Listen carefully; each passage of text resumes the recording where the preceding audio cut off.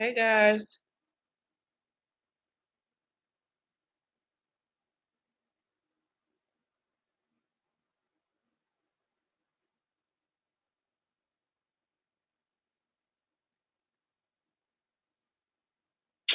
Lord, I got a eyelash stuck to my phone. Ah! Jesus be offense. Hey guys. I know it's a little late,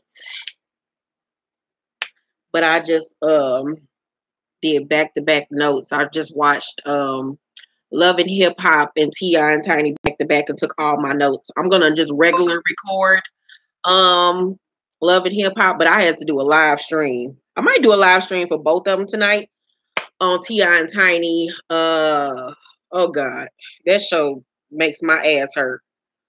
Oh Jesus. I don't know how she do it, Jesus. Whew. All right, y'all. So let's get into this shit. So this is my all tea all shade T.I. and Tiny Family Hustle season 1 episode 2 review. So T.I. comes over Tiny's house. He knows she's still upset over him not going to Toya's barbecue. Their anniversary is coming up, so he wants to make her happy. She wants him to go to church. And he says, you scorned black women are the easiest target to market to. Then he goes on to impersonate a preacher saying, honey, you don't need no man, get him out of here. And while you're here, give to the church. Oh wow. Oh God. I was just looking at this screen like, is this nigga serious with life right now? So the church is dedicated to scorn black women. That's what the church is for. Got it. Okay. So all these pastors are out here just targeting black women and telling them to leave their husbands and just to give back to the church. That's what the church is all about. And she makes a comment. She was like, but you give your money to strippers. When I tell you this nigga's the worst, like this nigga's the absolute fucking worst nigga alive.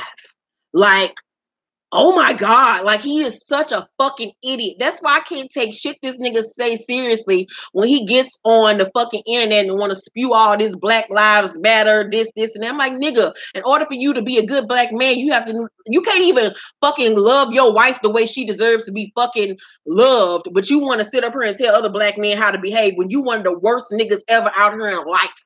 Like, lemonade was for niggas like you. Like, Jesus be offense. Like, oh my God.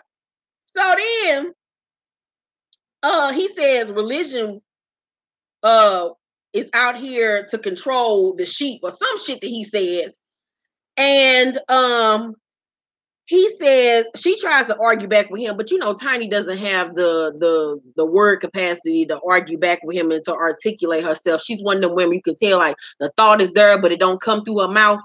And so Tiny say, you know, if you would have came to the barbecue, he said, hold up, I got something for you.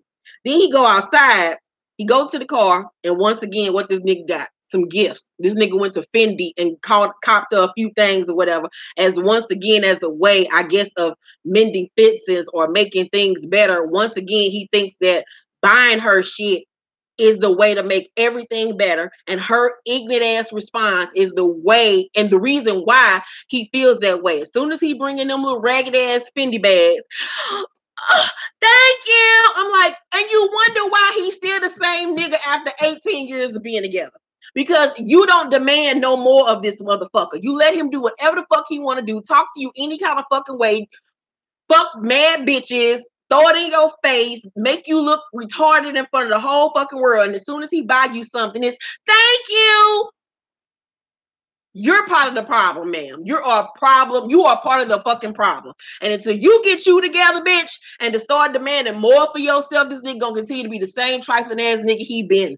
So King is smart enough to say to his mama, mother, don't fall into that trap.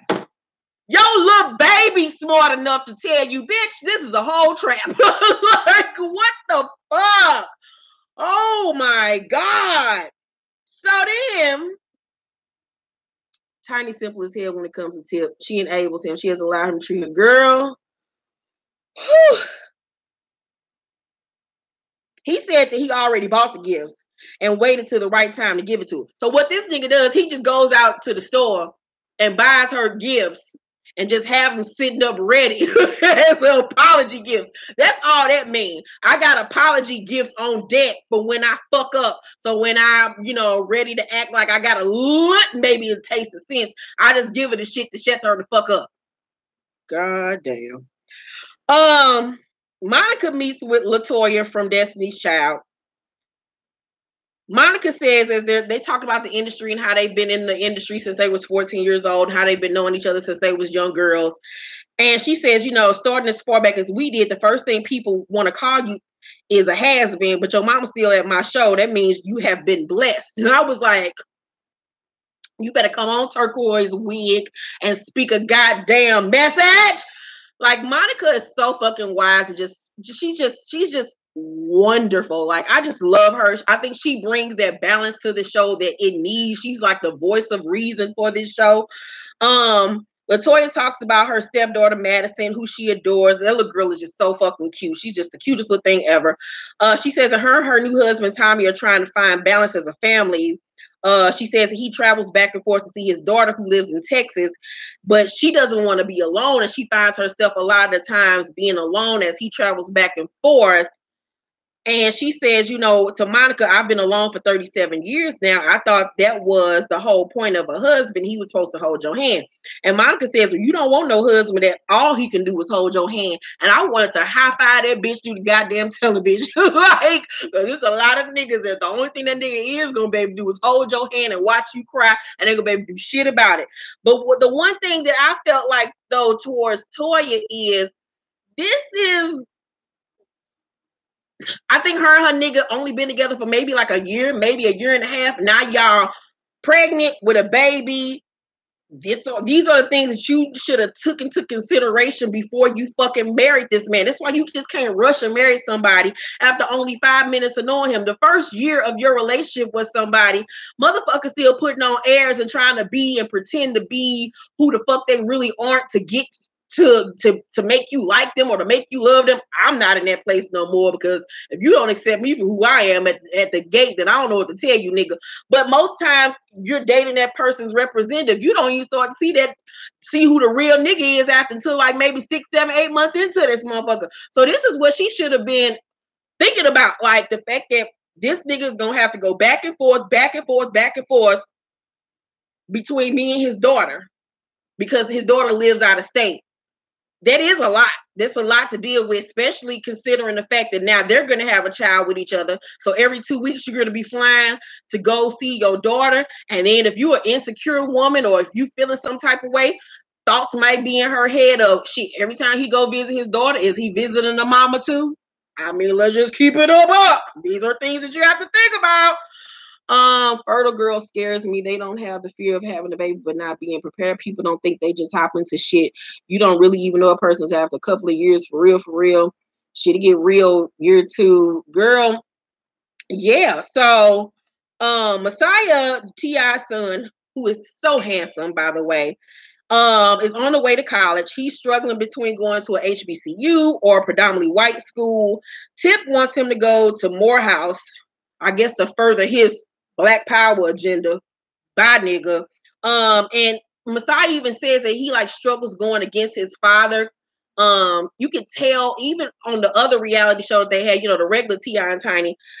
Messiah is just so very soft spoken. He plays the background. He doesn't really like the limelight. He's going to be an exceptionally wonderful young man. I think he's going to be the total opposite of his father, and I'm gonna get into that a little bit later on. But I don't feel like as a parent you should push your child to go to a particular school. Is what makes them most comfortable. I just went through that struggle with my own son. He got accepted to a HBCU school in Tennessee, and he did not want to fucking go. He did not want to go. Even though that was an experience that I wanted him to have, he did not want it. And I, as a parent, can't push him to do something that I know would have only made him unhappy, would have wasted my goddamn time and money. And to be honest with you, with my son, he's been so sheltered. I honestly felt like it was best for him to stay at home with me and go to school here in St. Louis, which he did decide to do, because my son has not had a lot of worldly experience, and I didn't want him to go somewhere and be miles and miles away from me and be in positions where maybe someone could take advantage of him, or, you know, just how people are. And Kyrie just needs I felt like he needed that transition to be able to go to school here, and then after a year, go somewhere else once he's gotten himself out in the world and experienced more adult things, because he hasn't had that opportunity to be in adult environments. You get what I'm saying? So I just feel like I was very happy with Messiah that he stuck to his own guns and that he didn't do what his father wanted him to do. But him and Damani are fine as fuck. Them little niggas gonna be fine as fuck. Good God. Yes, a whole bunch of them niggas. Thank you, Just Love. So Latoya, we found out, was experiencing pre-contractions, and at the time of her pregnancy, if she would have gone into labor, they wouldn't have been able to save the baby. She feels some kind of way because Tommy wasn't there. He had to leave her in the hospital to go take his daughter school shopping. She feels like he still moves as if it's just him and Madison. And that's another thing when you go into a situation where you're being a step parent to a child, and you're coming in a relationship where it's whether it's a father with his daughter or son, or if it's a mother that you're dating that has a child. Like anybody that comes into my life, me and Kyrie already got our situation established. It's been me and Kyrie for 18 going on 19 years now. That's my ride or die. That's my partner. That's my nigga right there. You know what I'm saying? So any man that comes into my life has to then come into my situation, and that could be tough to kind of like insert yourself into something that's already been established. So for a man like Tommy, it's only just been him and his daughter. So now he's adjusting and trying to figure out how to make the whole thing come together. Because even though she loved the little girl, she's still not her mother. You know what I'm saying? Like, it's still just been them two. So then that plays into disciplining somebody else's child. Like, what do you say? What do you not? It's a whole big world of things that you have to experience with somebody when it comes to being a step parent to somebody else's child. Like, that's a lot to deal with. Where was I at? Would I have felt some type of way if he would have left me in the hospital to take his daughter school shopping while I was having somewhat of a medical emergency? I probably would have, especially with her hormones all over the place. She's 37. She already had a miscarriage. I would have probably felt some type of way too. Even though I knew he didn't mean any harm, you still want your man to be there by your side. You still do. You don't want to be in the hospital by yourself. I'll never forget when I was pregnant with Kyrie, and I was 18 at the time. I had a health scare. I was having these instances while I was pregnant with Kyrie where I could be walking or anywhere and my vision would just go snowy. You know how a television screen used to go snowy at night? My vision was doing that. And I could be out and about by myself and it would happen. And I would be so scared. I was like, what in the hell is happening to me? And then one day, me and my mother were out grocery shopping and we were sitting, and my mother don't know how to drive neither. Well, she didn't know how to drive at that time. She had never had a car at that time. So we were sitting waiting on the cab, and I was sitting in one of those little motorized little cart things they have at the grocery store. And I was sitting there as we was waiting on the cab. And all of a sudden, my mom was like, Keisha, trying to wake me up. And I was like, I woke up like, what the fuck is going on? I had passed the fuck out and didn't even fucking know it. They had to take me to the emergency room, find out was anything wrong with the baby. Thank God wasn't nothing wrong with Kyrie or whatever. They could never figure out what was wrong with me. But now that I think back on it, that was the beginning stages of me having anxiety attacks. And I had no idea that it started then in my pregnancy. So I was a single mom going through all that. Just imagine, you know, if I did have a man and he wasn't there, or Tyrese's dad wasn't there for me, you know, during that time period. Thank God I had my parents that was right there by my side, but that's a scary situation to be in. So I understand perfectly well where she was coming from with that. Like Misa, yeah, that was my story. Not you were gassy. Who the hell are you, Anaconda Squeeze? Don't get cussed out. Smith, you get a medal for effort and commitment. You did that, especially if he doesn't have unlimited data. I don't even know what that is talking about. I missed that. So her friend encourages her to talk to him about the situation. So T.I. come over to Tiny's house and invites her to go to Trinidad with him for their anniversary. But he says in a way of, I'm going out there for my album, whatever. If you want to come, you can basically come too. Like, thanks, nigga, but no thanks. Like, what the fuck? That's the way you asked me to go somewhere with you? Like, I'll pass. So she don't like the way he asked her. Tiny say, you know, you've done nothing to make me want to be there anyway. He say, I just bought you a car.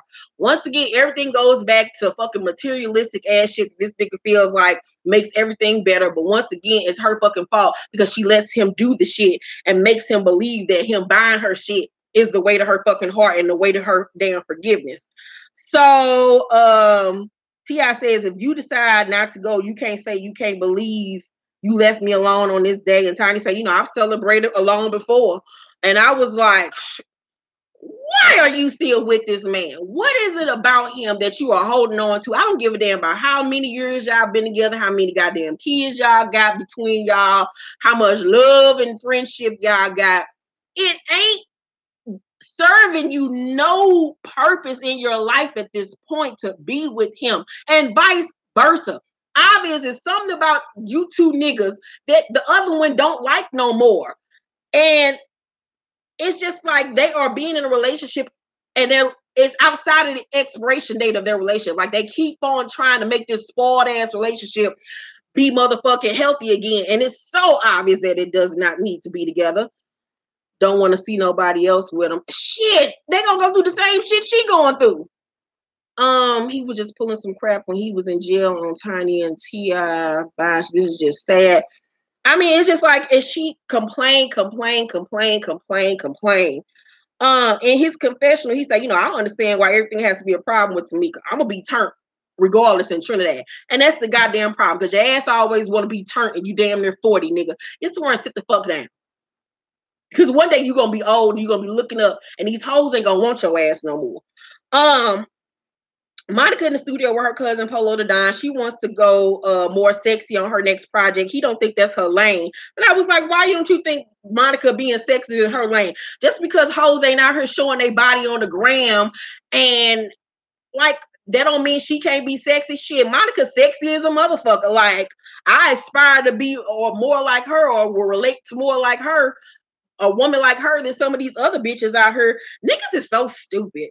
Like she said, like I'm sexy for my husband all day, every day. That don't mean I'm gonna be sexy for the motherfucking world. Like if that's your definition of fucking sexy. Toya and Tiny are together with their babies. Tiny has created a nail polish line for Eris. Tiny tells Toya about the trip to Trinidad and how T.I. invited her and how she didn't like the way he did it. And Toya asks a really good question. She says, what do you want from him? And Tiny says to work a little harder and that he's invested into making things work.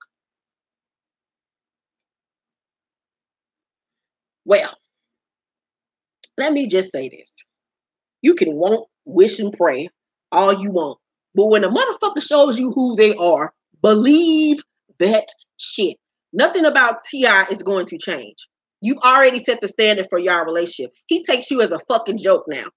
A fucking joke. You can break up with this nigga for 5 months, but at the end of the day, after that 5 months, you still gonna take him back. So he's never gonna be scared to lose your ass. You're a fucking joke to this nigga now. Anytime you talking about you don't want to be with him no more, he just like, all right, whatever, bitch. Talk that shit now. Like he's never going to change. He's investing as much into this relationship as he mentally and emotionally can. Like, that is his mental capacity. This nigga is so fucking disrespectful and just dumb. Like, it's not even funny. Like, you're wanting something from him that he cannot even give you. Because he don't even have it in him to give. Like, what the fuck? Yeah, before working with y'all talking about Polo the Don. I mean, really, buy for tip. And then she says these girls be like, "Ooh, he get a divorce, he's free." Oh no, he ain't. He ain't going nowhere. I don't even know why any of them would want his ass. Well, the same goes for you, bitch. What about him do you want? If you saying this about you don't know why any other woman would want his ass, then why the fuck do you? What? Why you want his ass? Just say he yours? I mean, he yours and everybody else's. What the fuck? Like, I don't get it. Like, she needs to go on Iyanla and lay her head on Iyanla mammy titties and cry it out. Like, I don't understand. She said that T.I. was like he needed attention. Apparently they got into it and she blocked him and he got her attention by being caught with that girl. And she Toya says she want to talk to him and have a conversation. So the other Toya tell Tommy mama about Tommy not being there in the hospital. And I was like, now see, this is where you fucking up, LaToya. You didn't talk to your friend. You didn't talk to his mama and his daddy about this situation before you need to talk to him. That's what you don't goddamn do. You don't go all around the world telling everybody your goddamn business before you talk to your husband about this situation. If you don't feel comfortable enough to go to your husband first and tell how you feel, that's the goddamn problem. But that plays back into you don't know this nigga. So you don't even know how the fuck he gonna respond or react. So the mama tells her, can't nobody read your mind. And that's the God's honest truth. I think we as women always expect for men to know what the fuck we thinking and how we feeling. And we feeling some type of way walking around the house mad and shit. And they looking at you like, bitch, what the fuck is your problem? I ain't even did shit to you. But we mad about some shit that happened last week. And they open our mouth to say something. Open your mouth and say how the fuck you feel. If you don't take nothing else from this goddamn channel from me, is whether good, bad, or indifferent, if something is not making you happy or something is bothering you, never hesitate to tell a motherfucker how you feel. It's all about the way you deliver that message. You don't have to go to nobody hooping and hollering and screaming and cursing. It's just sitting a person down and saying, hey, this is how that situation made me feel. And I would appreciate it if you never do that to me again, because that didn't really sit well with me. It hurt my feelings or whatever. Be transparent, be open with a person and tell them how the fuck they make you feel. Because if it's not serving your life, it's not moving you forward, if it's bothering you that bad, either that person gonna change or stop doing it. And if they continue to do it, that means they don't give a fuck about your feelings. Okay? Remember that. So Tommy come back in the room. She talks about how when they having a conversation, he gets to speak his mind. She has to shut up and sit there and listen. But then when it's her turn to speak, he gets mad and say she doing too much and then walk off and storm off. See, that's a problem. That's a motherfucking problem. You're not going to be able to get to say what you say, and I got to sit there and shut up and absorb everything you say and how you feel. But then when it comes to my opinions and how I feel, I get shut down. And then he turned around and did the same thing that she was talking about. He got mad, embarrassed her in front of his family, said, I'm about to go, told his dad to come on and left her sitting there. You could tell the look on her face, like her feelings was hurt. She was embarrassed because this was happening in front of the cameras. I felt bad for her. And if their marriage is going to work, he's going to have to learn how to listen and take in what she's saying. Because if he doesn't, that's going to continue to be a problem between them. So late on that night, I think Toya and Tommy laying in the bed to talk. Her highlight, my nigga, was way too bright. Her highlight under her, no. They're figuring each other out in their first year of marriage. He tells her to talk to him whenever she feels some kind of way. Yeah, you tell her to talk to you whenever you feel some type of way, but then you shut her down. That don't even make sense, nigga. She tells him she don't feel like he was there while she was in the hospital, and she felt alone. He apologizes and says once he heard the heartbeat, he thought everything was okay. And that's how men think. Oh, I heard the damn heartbeat. The little baby was all right.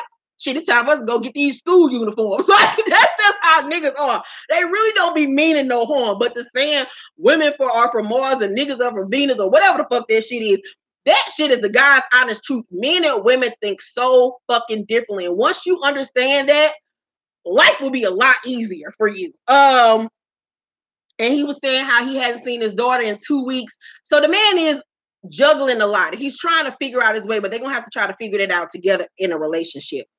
Messiah tells T.I. that he's going to Georgia State. And I figured this in that scene. Messiah is going to be the one that gets T.I. together later on in life, because he's going to be the total opposite of his father. I don't think he respects the decisions that his father makes with women, the way he treats, who knows how he treated his own damn mama, but how he treated Tiny. I think that he's going to be a loving husband, faithful husband. I think it's going to come a day where he ends up telling T.I. ass the fuck off. I really honestly do. And tell him, now, you think you a man, you think you know this, you want all this for me, but nigga, look at what you did with your life. You think because you got all this money and all these accolades, but you are the saddest nigga I've ever seen in my life. I bet you money he gonna be the one that get that nigga the fuck together. Watch what I tell you. They should probably stay in the same state with Madison. Hey, Tori. Shauna say, let us pray. So Tori meets up with Tip to talk about him and Tiny. I don't even understand why. Girl, bye. Tip say, we both done dirt, one more maybe than the other, and they both have cheated on each other in the past. Toya says, what is up with this video? And Tip say, my flesh is weak. Well, nigga, if your flesh is weak, divorce her ass. If you saying your flesh is weak and you can't control yourself, nigga, then leave her ass the fuck alone. He say, did she tell you she told me fuck you and don't call me no more? It just so happened that the video happened that same week.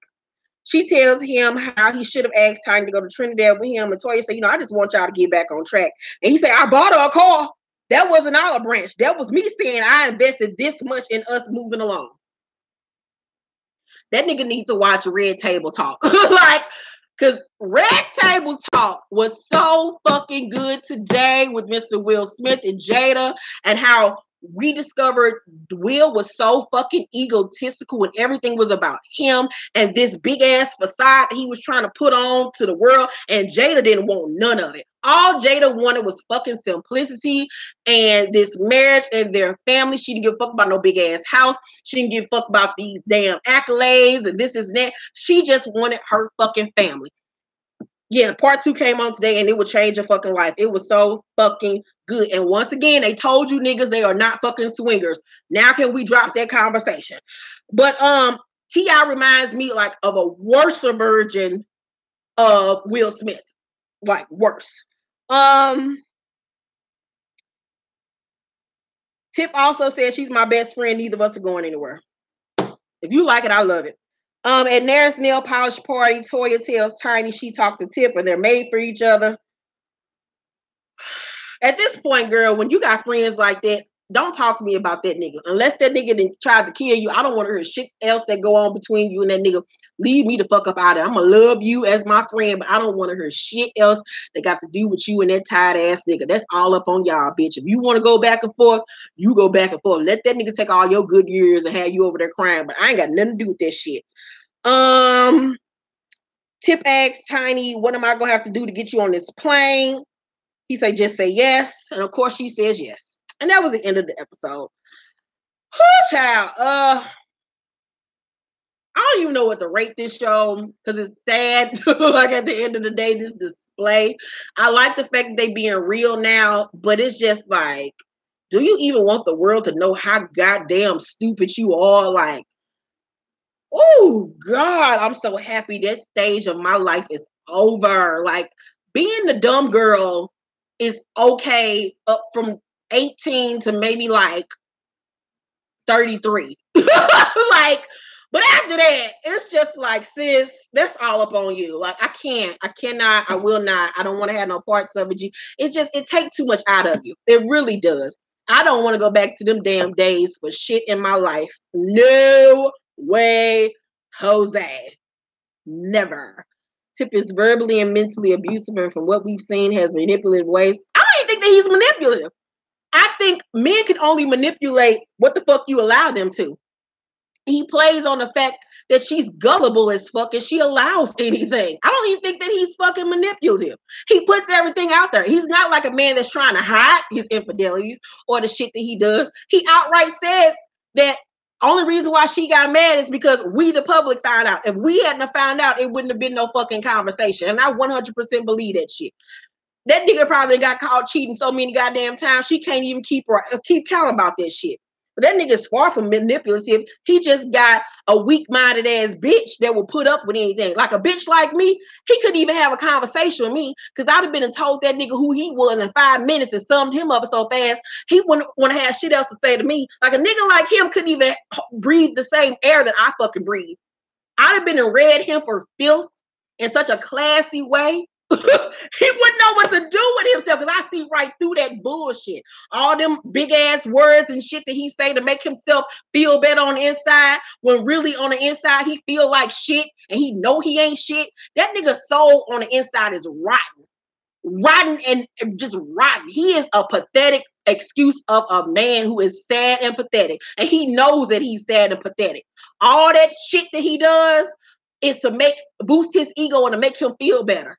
But a bitch like me, see right through that bullshit. Only thing T.I. got going for him is the fact that he's somewhat cute and got some money. Take them two things away, that man has absolutely nothing. Bye for nigga.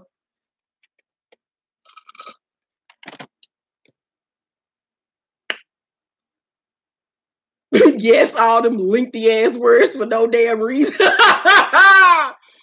Do you think LaToya's husband is with her genuinely? I think that they're with each other genuinely and that they love each other. But the thing about relationships and marriage to me is you have to take the time to know a person before you commit to them on that type of level. Because then when you get into marriage and you got all these variables that are in the air, then it makes you kind of wonder, like, did I move too fast? Is he the right person for me? Especially for a woman like her, y'all got to realize this is either her second or third time being married. She just left that one poet ass relationship ass nigga that cheated on her, got a divorce from him, turned back right around, met Tommy, now you married to him with a baby on. Where she don't take no time for her to adjust and figure out her life. And she keep on talking about she been alone for 37 years. I think Toya's one of them girls that just want to be married so motherfucking bad. She's want to be married. All her other friends are married. All her other motherfucking friends got kids. And she want to be that girl that she just jumping into shit and not taking the time to really know herself. Motherfuckers be so mad and so pressed about being alone. You could be alone all day and still not know your motherfucking self. And I think she's one of those girls that don't really know herself like she thinks she does. Because if she did, she wouldn't jump from relationship to relationship and marriage to marriage. Like you just repeated the same thing. One thing that I've learned in this lifetime is that God will test you to see if you're going to continue to make the same mistakes over and over and over again. You're going to continue to meet the same nigga in a different body, in a different makeup, until you learn that lesson that God was trying to teach you. It's going to be the same nigga that treated you the same way that last motherfucker did. And until you pass the test of seeing that nigga and his red flags from day one, you're going to go through the same shit over and over and over again. Yes, I'm gonna do that damn love and hip hop review, child. Calm down. I love you, just love. But yes, I am gonna do it. I'm just doing this first. But yeah. So I don't know. If I would have told him about himself ever so nicely. T.I. looks like he's hanging. I guess that hanging ass nasty dick. All dick ain't good dick, god damn it. So what I think I'm gonna do is log off and log back in so I can do my love and hip hop review live. So I'm gonna log off, load this up, and then I'll be right back, you guys.